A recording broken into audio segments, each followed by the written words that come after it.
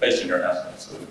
So, at show setup time, you set up your all your post deliverables, your color space rules, and all those sorts of things back end. But your cross-ability transfer strategy is all written at a show-specific granularity or episode-specific even to render in one or many facilities depending on if it's delivering in a different facility than the artist working and so forth, and round tripping back to a viewable version back to the artist vacancy.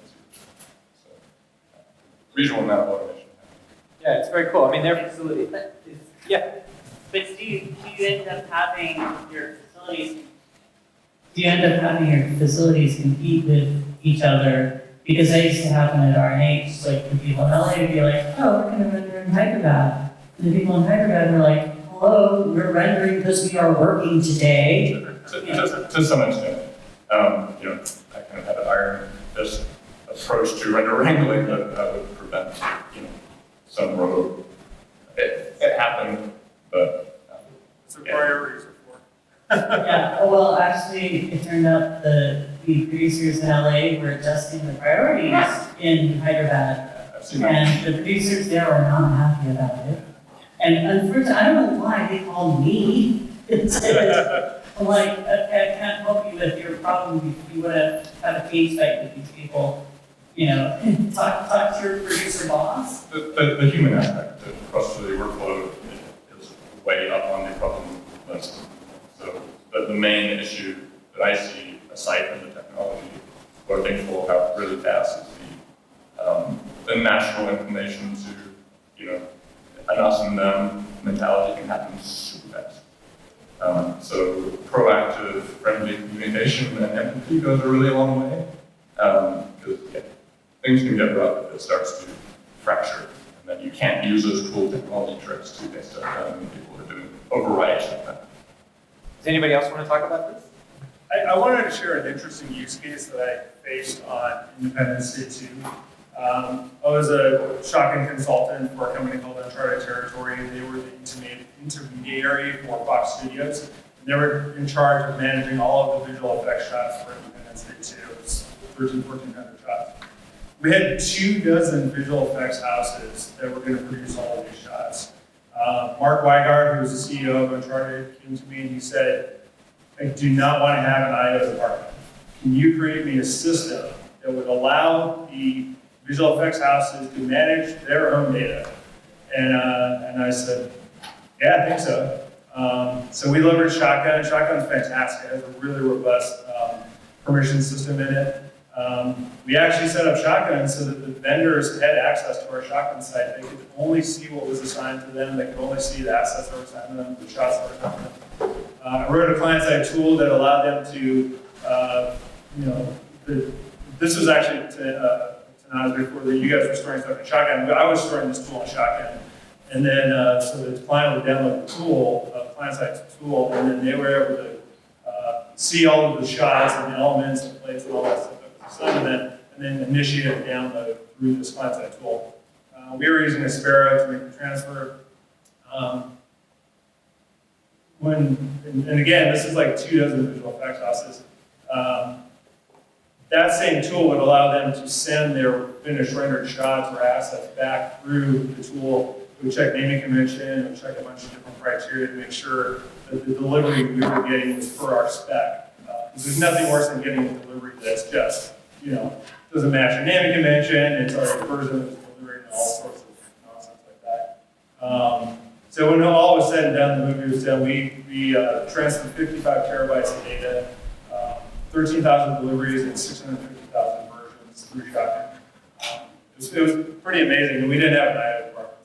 So, I thought it was an interesting use case. So. That's great. Yeah, and I'm seeing that too between the facility to studio transfers, because we have a few clients who are doing that, and then of course in between in the same facility, because you've got kind of different needs. Like in one, you're pretty confident that something's done because it's going to the studio, but another, you don't know if they stop it on their own work, or you're having those internal fights. I'm curious, anybody else want to talk a little bit more about that internal, that conflict between different facilities maybe, and how that's come up in your space? You guys, Buma, or thank you very much. Richard, Buma, right? Yeah, thank you. So I'm Richard from Buma pictures. We've been operating a facility in Melbourne for a little over 6 years now. I was one of the first people to help set that up, and really naively, we had like this great vision of one studio, and we'll split work, and we'll animator in one studio, we'll hand off to a lighter in another. They'll both be cohesive, but they'll also be experimenting, doing new things. We kind of went into this with this level of optimism that I think we might not have actually taken that leap if we didn't have that and if we really understood the reality of it. And we started tackling those technical problems. How do we get files from place to place? How do we distribute our abstract system, which is what we use, and we have 2 replicated systems there. And those fell pretty easily. We have a lot of good technical people, and so we kind of solved those problems. We set up a video conferencing.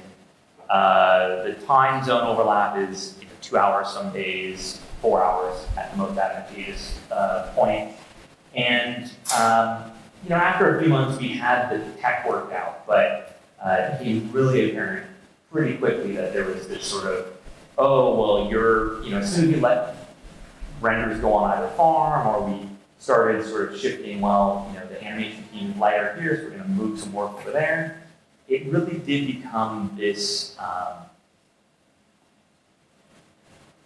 not acrimonious, but there was more friction in that system than you would think. And as much technology as we threw at it, as much as we tried to make sure the files were there so that artists weren't waiting, it really didn't click as much as we had hoped. And the only solution, we still struggle with that to some degree even today, but we just try to send people back and forth.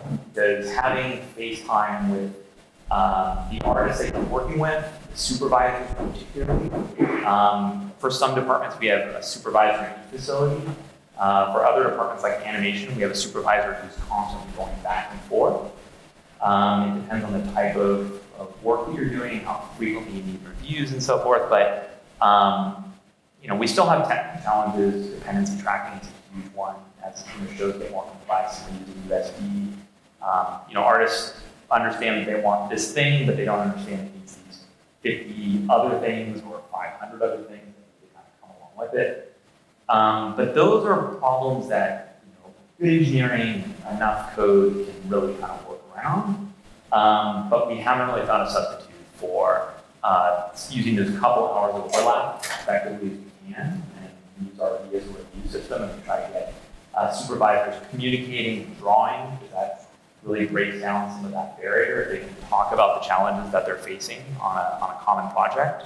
And we run pretty much all of our projects commonly, so we have a VFX soup in each location that will be responsible for various aspects of that. And if they spend time, those 2 precious hours every day, talking through why isn't this working? Is it a comp problem? Is this switching? Do we need to address this client in this way or that way? The more of that that we put in place, and the more we send people back and forth, the better outcomes we have. So I think it really goes to show that technology is an important part, and it will enable this sort of great interaction, but the interaction is really key to it. And if I would go back, I'd probably start with that first. Planning trips for people 2 years in the future rather than, planning how we sync this particular file at a particular time. Important issues, but much more amenable to the sort of solutions that I think we're all kind of used to. So anyone who's thinking about opening up another facility, I'd say get as much overlap as you can time zone wise. It's just precious, and you can't engineer your way around that. And then just be willing to set aside a budget for sending people back and forth, because it's way easier to get upset if someone's going than someone that you're with afterward. And I guess that's maybe one of the best pieces of technology you can actually have. Has anyone else thought about adding, automatic suffix to the notes that go in that actually add please and thank you to? We about a year and a half in, we had a kind of, I don't want to say come to Jesus, but it was close to that. We're like, look, we should be treating each other better than we're treating our clients. So if you see an email that goes back and forth that you would not send to a client, you're really not thinking about who you're communicating with. We are a family that is closer than the client, you should be as respectful, as polite. We didn't actually think about automated please and thank you. Now that Google has that auto completion, maybe we should. Obviously, but I have pulled many producers and supervisors aside and asked them to consider adding that language, and night and day. Yeah. Night. As soon as we had that discussion about respect of your fellow artist as opposed to respect for the client. Both directions too. Yeah. Empathy up and down. So artists at the shit wolf downhill side of things, but it's also, well, you're griping uphill. When's the last time you threw a compliment up to the guys that are coordinators and producers and supervisors want to do something right? Not The very often. dev team, when the file ends up where it needs to be at the right time. Even that's yeah, the human part of it. I think the thing that you touched on that's super important, I don't hear very many people talk about, is culture. And, there's a culture that naturally develops in the studio, and I think a lot of people lose sight of that, whatever facility, whatever vendor you're working with, or whatever satellite studio you're working with, they may not have the same culture, and it's really important, like you said, to have people that go. It's like any religion sending their priests around the world to spread the word, right? And spread the culture. I think we tend to get lost in the technology. We think technology can solve everything, but it's that one-on-one that people miss.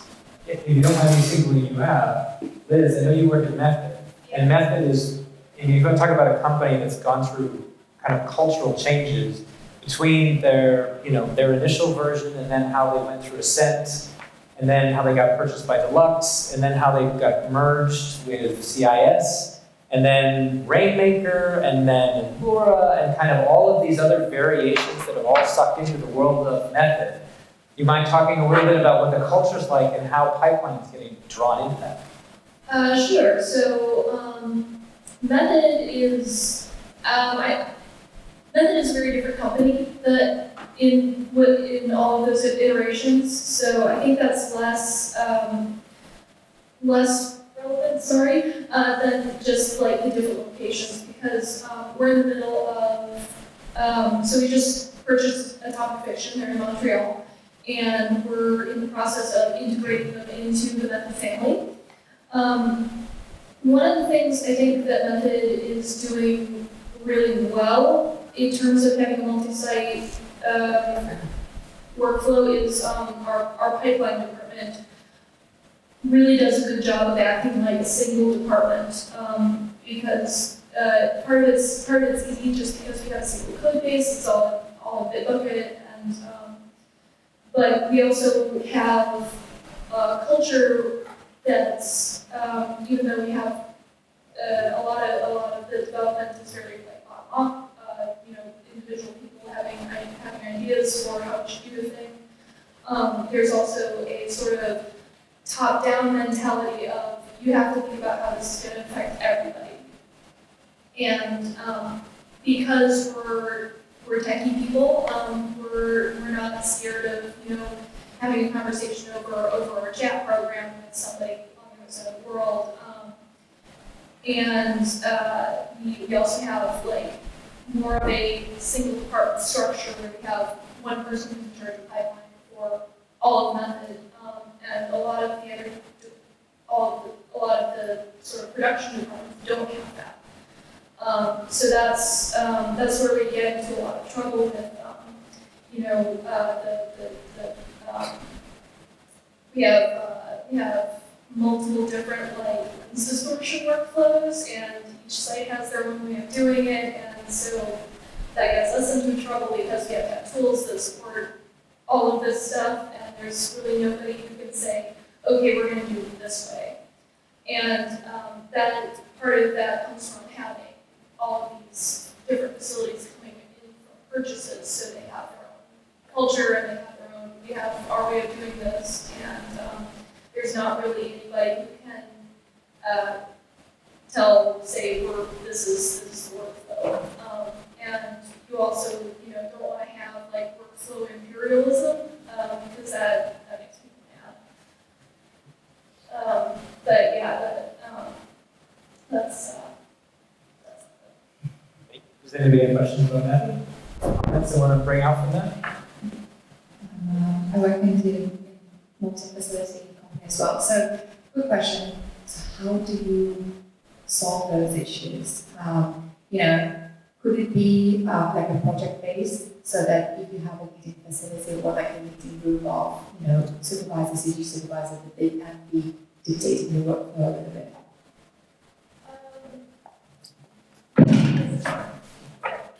So a lot of our configurations sort of cascade, so you can have like a facility specific configuration, but you sort of have to, in a lot of ways, we really haven't figured that out. So yeah, I don't know the good answer to that one. Yeah. Yeah. Yeah, it's like a problem really, so, you can't get people in other departments to get along, Do you guys have discussions with management about that very issue then? We do. So there is a communication that goes upstream that, so they can handle it. It's a people problem, right?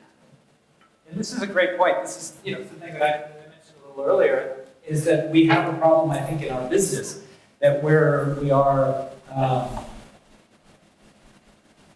maybe more global than a lot of companies of our size. So meaning, Ford has people all over the world, but they've got 100,000 employees. We've got companies that are 200 people, and they're across 4 facilities, or 10 facilities. And, and so you wind up creating a whole nother level of scale of problems that are caused by being just not in the same room. And, and we know that when we go, I'm sure a lot of us here have all started in small facilities where you had a team of relative seniors who all did everything together. And they all knew how to do it, and they all knew each other's, they could read each other's minds, and they didn't have to share anything because they all knew what to do. And then suddenly, for whatever reason, they grew enough that they needed 2 rooms. And now they couldn't communicate with each other anymore. And suddenly we needed communication systems to just allow those 2 rooms to communicate with each other. And then you started adding juniors, and now you needed a way for senior people to talk to juniors. And we created all this. And then the minute we throw half of those people in another facility, and on the other side of the world, and they're not on the same time zone, you can't work with each other. So what seems to happen is that, at least in my experience, pipeline ends up getting caught being asked to solve that problem.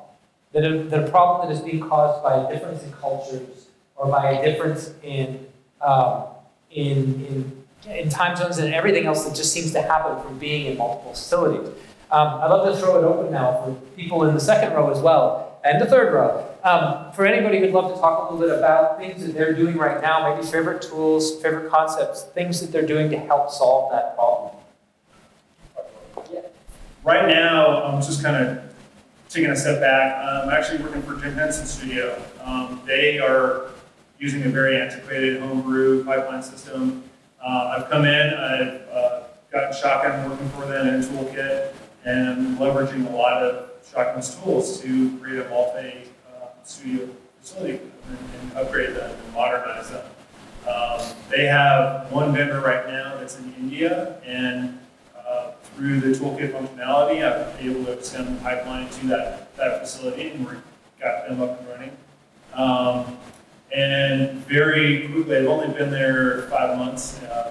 We are in production on the show, and feverishly, I'm the only, it's me and another developer who's part-time, very, very quickly putting this together so that they can produce this show. And hopefully that will then go on for their next show that they're doing. Which, by the way, they are considering doing Fryball Rock, which I know a lot of fans in the room. So anyway, that's the tools that Shotgun has developed are very superior, world class, and I look forward to what they come out with. Nice. Anybody else want to talk about that? This is nice to get everyone together from various cities. I'm Doug from DreamWorks, so we're working on a very similar system a lot of people talked about, the team new multi-site data exchange system. One of the things is I've been talking a lot to our live action wing. We're owned by NBC now, ultimately, but Comcast above them. There's a lot of commonality that we're all seeking out, right? I've looked at Disney and Warner Brothers, all these places. I feel like I built a pipeline like 5-6 times.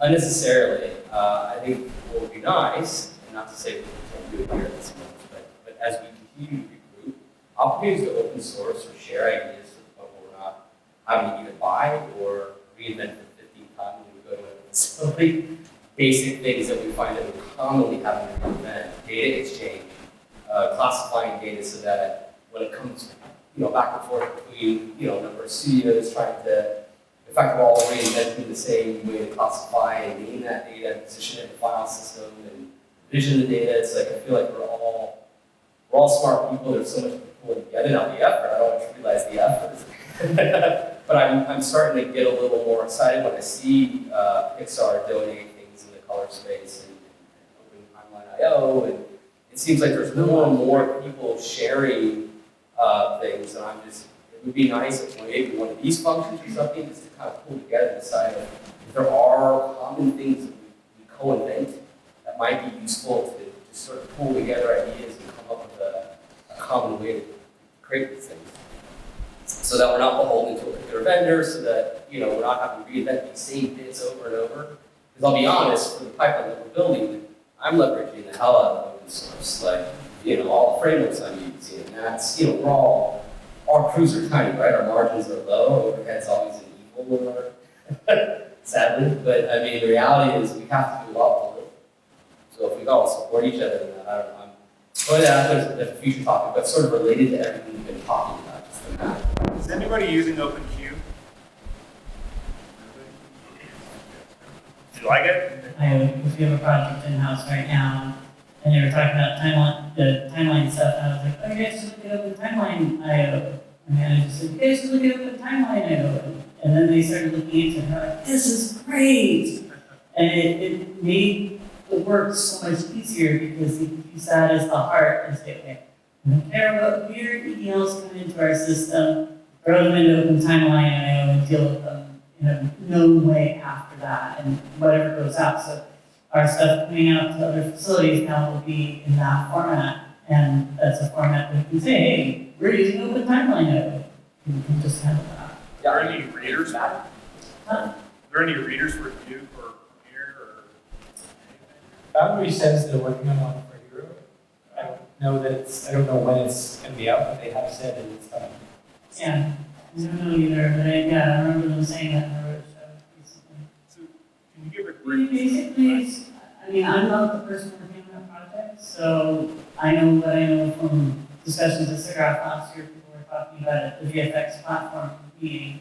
But basically, it's just a way to, define how you're going to do your EDL. Because right now there's a bunch of different EDL formats out there, and that's in part because it was closed for so long, and then people started just making their own thing.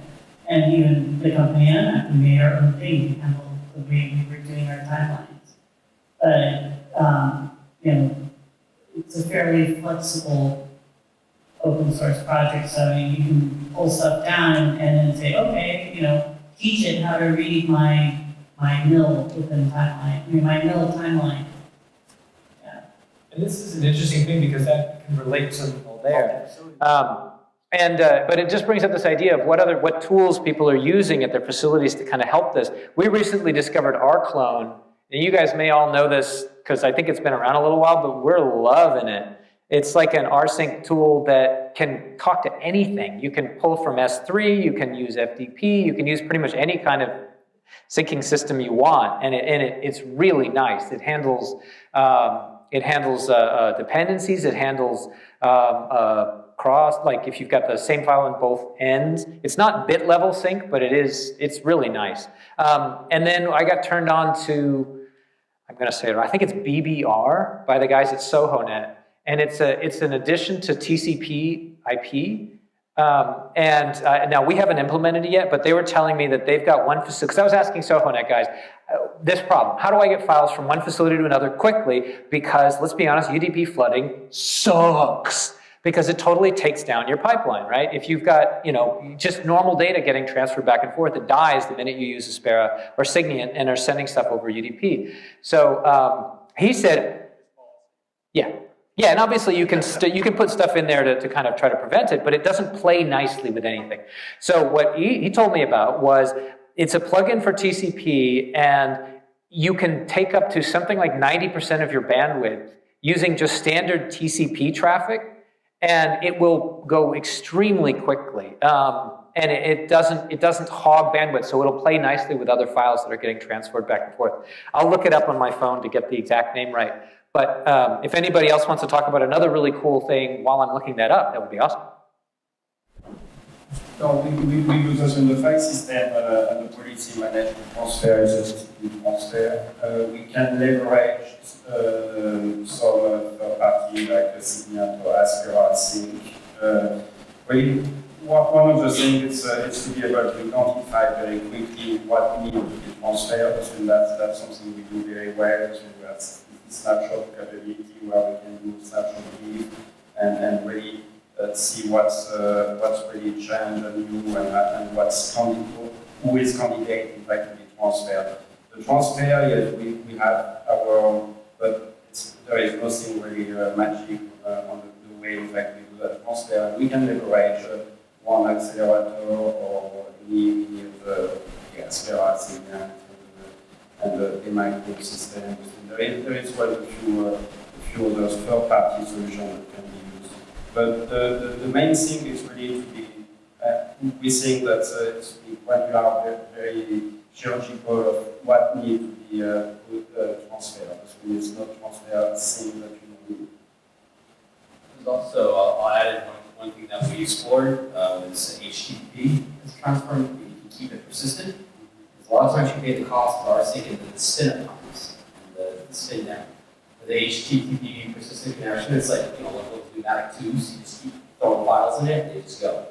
And it's concurrent files. And it is the fastest out file. Every other RSync and all the rest of them. So highly advised exploring HTTP to HTTP persistent connections. They're wickedly fast. So, very cool.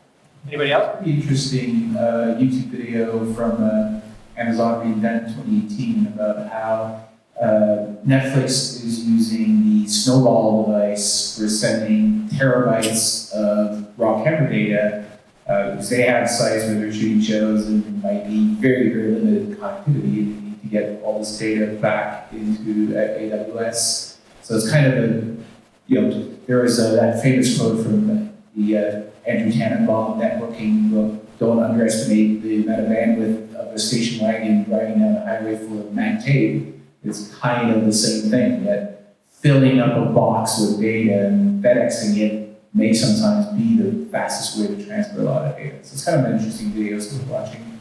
I think it's called Post-Production Data Transfer at Scale from reInvent 2018. Yeah, that's very cool. Yeah, we have a client who is shooting in New Zealand, and they're going to be dealing with a massive amount of footage, and they're posting both in New Zealand and LA. And so we have to figure out how to get all the footage from New Zealand to LA and how to allow both facilities to be able to work with it at the same time. And we're looking at playing with S3 buckets and getting it into S3 as quickly as possible, and then try to move things around within Amazon. So basically take advantage of the networking that Amazon has and be as little bit outside of Amazon as we can. And by the way, that plugin is called BDR, and it's from Google. So it's on GitHub, Google BDR. Anybody else want to throw into that? Yeah. Well, we're doing something that I haven't heard about yet, which means it's probably crazy or innovative, one or the other. But we're actually driving all of our synchronization through Deadline. It's our queue manager. It spins up workers, we use BDCP to actually accomplish the transfers. And it gives us some ability to throttle, because that's always a big problem in the case of client delivery. We can sort of deprioritize some of that and kind of throttle back the number of jobs that we are running simultaneously. And it was supposed to be a temporary solution while we found something better. And 6 years later, it's what we've stuck with so far. I don't know if I fully recommend it as the best solution, but There's an overhead compared to like RabbitMQ or something that's meant to be really quick. HTTP, yeah. It has some problems with smaller files, but if you plan well, and that's part of I think all the challenges that we face is knowing where we expect the data to be needed. You try to get it there ahead of that time period. It's nice because it's the same set of tools that our production staff already know for prioritizing renders. So if they see a render sitting on a transfer that's right below it in deadline, they know those are changed, they can prioritize them together. So it's had some sort of follow-on effects that we didn't necessarily expect that have been kind of positive. Very cool.